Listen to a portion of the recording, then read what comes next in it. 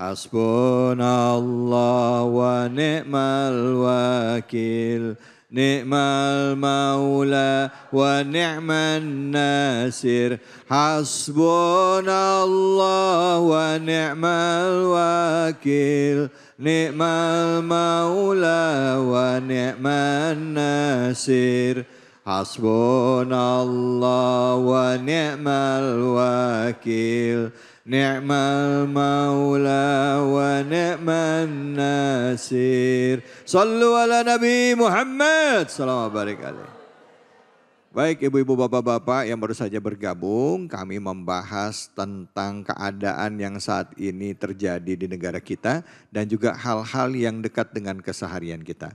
Dan surah yang kita kaji kali ini adalah surah Al-Baqarah. Sudah dibahas antara tadi dari ayat pertama sampai ayat ke-16. Sekarang kita akan lanjutkan kajian kita yaitu surah Al-Baqarah ayat 17 hingga 20 bersama dengan guru kita Al-Ustadz Al-Mukarram Abi Amir Faisal. Silakan Abi.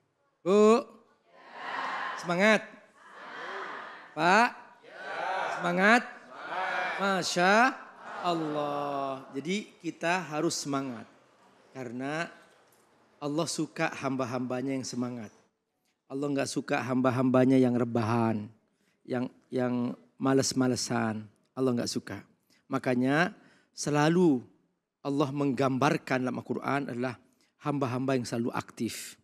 Nah, kita ingin melanjutkan tadi yang Ustadz Taufik sudah bahas tentang ciri yang ketiga.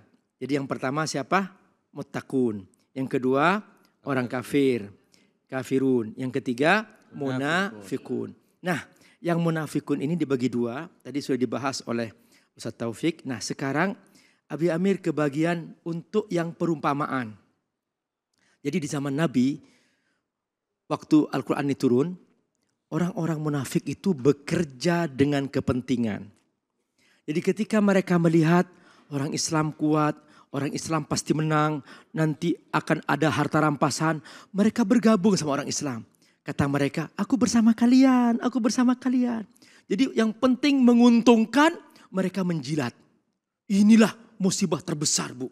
Munculnya banyak penjilat-penjilat yang merusak, bermuka dua. Ketika dia ada keuntungan, mendekat. Ketika ternyata nggak ada keuntungan, menjauh.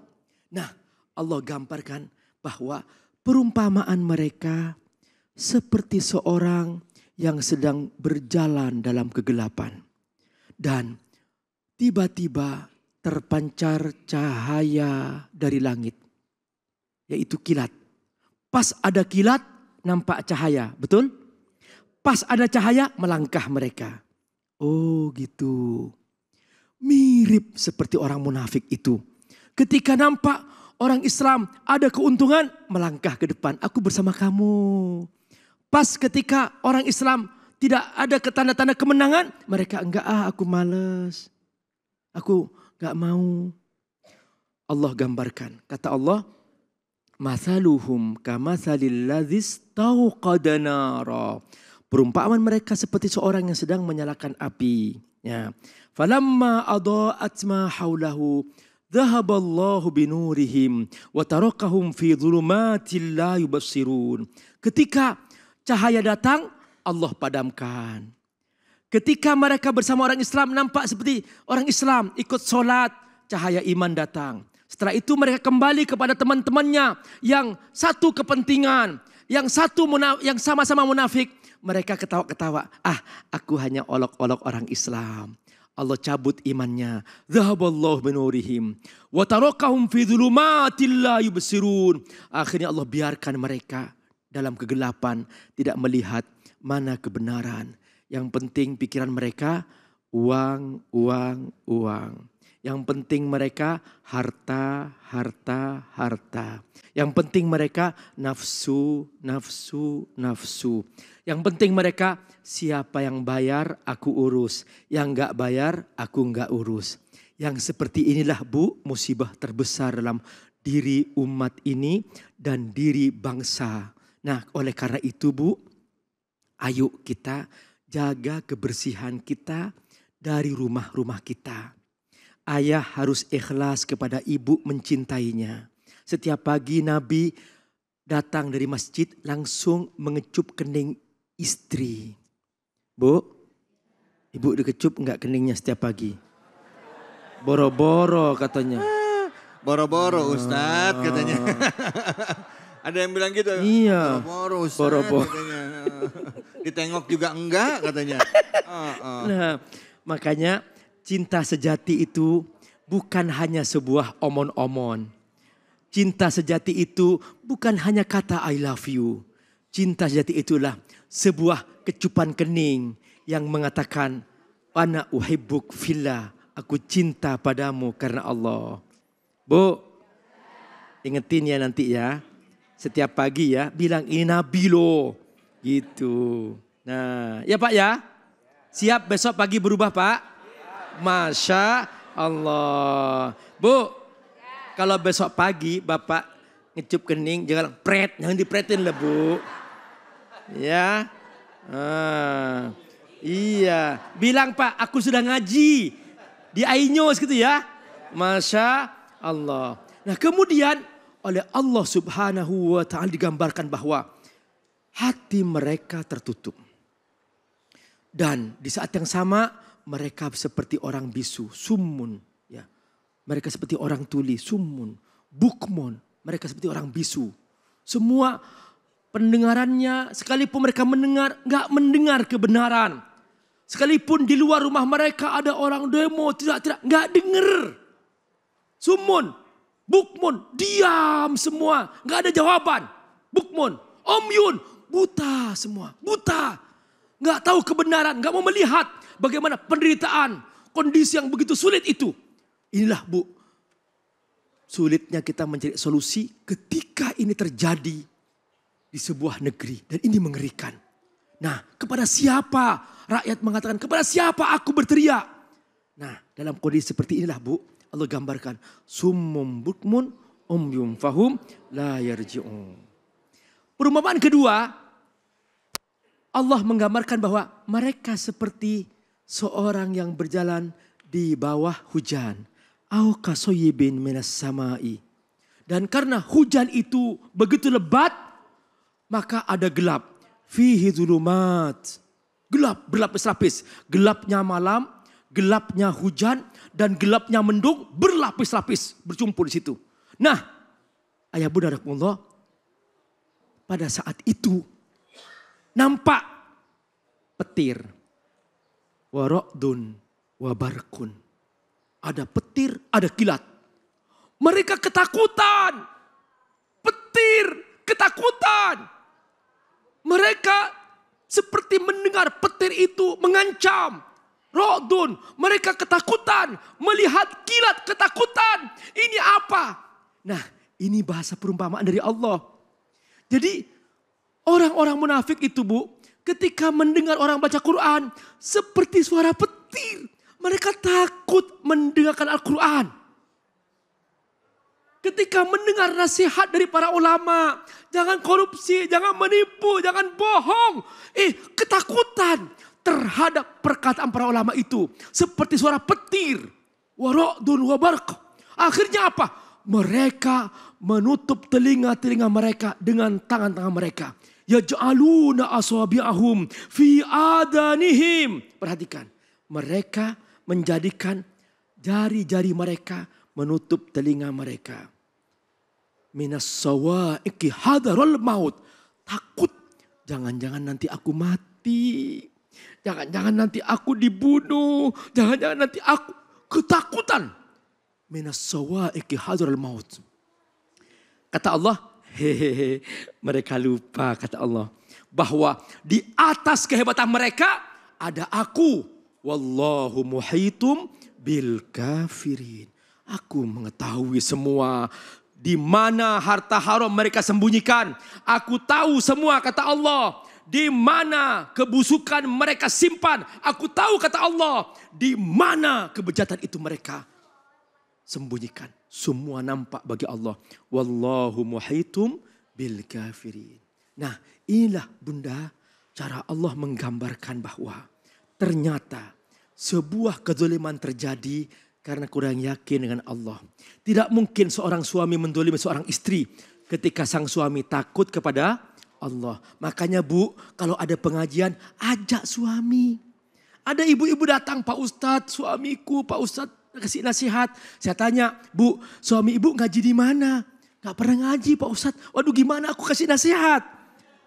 Coba dia ngaji. Nanti di pengajian bisa ketemu ya Bu ya. Nah makanya ibu kalau ingin suami jadi orang baik, ajak mereka ngaji. Siap? Ya. Siap? Ya. Semoga Allah berkahi semua. Baik, alhamdulillah. Terima kasih banyak Abi. Pak. Ngaji. Ngaji. Orang tadi waktu Abi ngomong gitu, Bu, makanya ajak bapaknya ke pengajian. Ada ibu-ibu di sono, no, begini. Laki gue mesti ngomongin nih, bener ya Bu ya? Ya, jadi Pak, kenapa Pak? Ngaji, ya. Oke silakan yang mau nanya, angkat tangannya. Mana, silakan. Ya Ibu. Assalamualaikum warahmatullahi wabarakatuh. Waalaikumsalam warahmatullahi wabarakatuh. Perkenalkan saya Ibu Mastika dari Jamaah Masjid Al-Muhazirin. Yang saya tanyakan Pak Ustadz, munafik itu terlihat soleh, tapi berhati dan berniat buruk. Ya. Persis atau mirip dengan media sosial akhir-akhir ini yang hanya pencitraan saja. Oh, ya. Nah, bagaimana agar iman kita bukan hanya tampilan saja, tapi benar-benar lurus dari dalam hati kita. Masya Allah. Baik, terima kasih. Wassalamualaikum warahmatullahi wabarakatuh. Waalaikumsalam warahmatullahi wabarakatuh. Silakan Abi. Ternyata ini yang disebut dengan masalah ikhlas. Jadi ternyata Bapak Ibu, kita itu kalau ingin jujur harus ikhlas. Ikhlas itu dari kata akhlasoh yukhlisu, artinya memurnikan. Jadi air murni yang belum ada campurannya disebut al-ma'ul khalis, air murni. Ketika ibu masukkan teh, ibu minum apa namanya? Teh, airnya hilang kan? Jadi tinggal teh. Kalau dimasukin kopi, ibu minum apa? Kopi, nggak bilang minum air kopi kan? Nah, jadi ternyata ibu, sebuah amal sebaik apapun, kalau ada campurannya yang tidak ikhlas itu merusak amal itu sendiri. Boleh jadi ibu bangun malam, nggak ada yang tahu. Ibu wudhu, ibu tahajud, ibu sujud. Selesai assalamualaikum. Ibu ngambil HP. Alhamdulillah aku sudah sholat tahajud. Masya Allah. Kritik share. Kata setan, sudah habis pahalanya. Tuh Bu, makanya Bu hati-hati dengan riya. Jadi sekarang tuh paling banyak rusak sebuah amal karena sosial media. Tapi bukan terlarang Bu, yang penting niat kita. Kalau niat ibu ngajak orang, alhamdulillah. Niat ibu ingin berdakwah, alhamdulillah. Tapi kalau ternyata niat ibu ingin dipuji orang, itulah yang merusak. Nah, apa cirinya Pak Ustadz? Cirinya ketika ibu ada orang, tidak ada orang, ibu solehah, itu namanya ikhlas. Tapi ketika ibu ada orang solehah, tidak ada orang bejat, berarti itu pencitraan. Itu aja cirinya. Halo, siap? Siap ikhlas? Ya, semoga Allah berkahi. Jangankan gitu Abi, yang lagi tawaf aja ada yang pakai sambil live. Di depan Ka'bah ya. Subhanallah, walhamdulillah, wala ilaha illallah. Astagfirullahaladzim, astagfirullahaladzim, astagfirullah, rabbal baraya. astaghfirullah minal khataya. Alhamdulillah. Astaghfirullah Rabbal baraya. Astaghfirullah minal khataya. Memohon ampun pada Allah pada saat diingatkan. Baik itu melalui kajian atau mungkin ada orang yang sayang dengan kita mengingatkan khilaf kita. Jangan marah, justru berterima kasih. Langsung introspeksi diri, mengucap astagfirullahaladzim. Baik.